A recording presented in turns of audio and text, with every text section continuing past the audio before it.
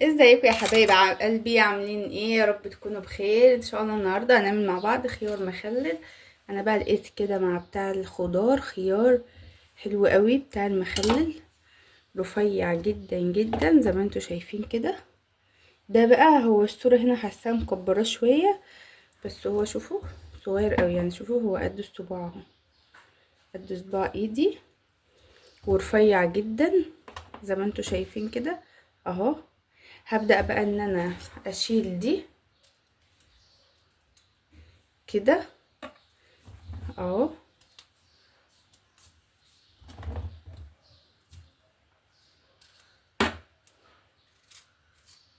وابدأ بقى ان انا احطه في البرطمان بتاعي ده. هخلص بقى كل ده وارجع لكم تاني. نسيت بقى اقول لكم يا حبايب قلبي ان جايبه شطه اللي هي رفيعه دي الحاره، هنحطها بقى نشقها ونحطها مع الخيار. هنفتح فيها فتحه كده ونحطها هنا مع الخيار برضو. بصوا بقى يا حبايب قلبي كده اهو، خيار كله.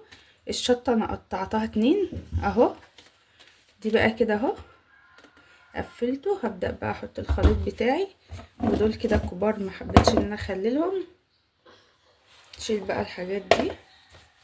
بصوا يا حبايب قلبي، جبنا هنا الميه اهو، وكيس الملح بتاعنا، وده توم عشان ما عنديش توم فريش.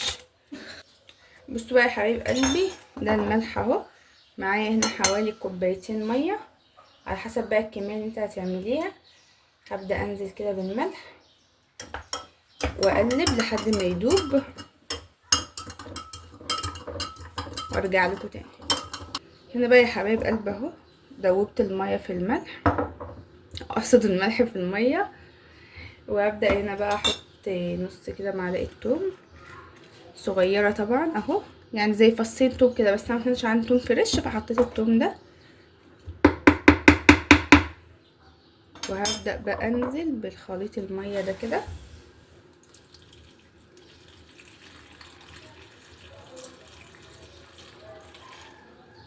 هنغطي بقى الخليط ده كله بالميه والملح هنا بقى كده يا حبايب قلبي غطيت الخيار كله اهو بالميه والملح. هبدا بقى ان انا اغطيه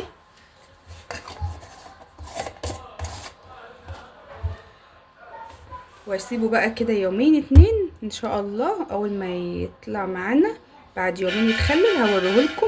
الخيار الصغير ده حلو جدا جدا جدا في التخليق، اللي بيبقى مقرمش وجميل ومش بشقه بقى، انا بحطه كده بحاله. اول بقى ان شاء الله كده كمان يومين اما افتح عليه هوريهولكم ان شاء الله. بصوا بقى هنا يا حبايب قلبي اهو الخيار كان اتخلل. هنبدا بقى نفتحه كده ونشوفه مع بعض زي ما انتوا شايفين كده. وعشان برضه انا كنت نسيت، مستوي اهو.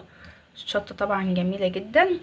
انا كنت حطيت عشان كنت نسيت دي ما اتصورتش، كنت حطيت معلقه صغيره خل على حسب بقى الكميه.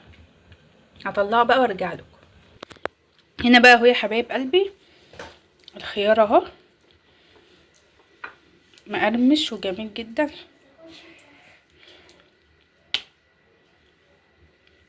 دقت وحرقه جدا مخليه الخيار سبايسي خالص. يا رب بقى يعجبكم. لو عجبك بقى الفيديو يا حبيبه قلبي ما تنسيش بقى تعملي لنا لايك واشتراك كده جميل منك، وتعملي شير عشان القناه تكبر بيكم. واستنونا في فيديو جديد مع مطبخ سوما.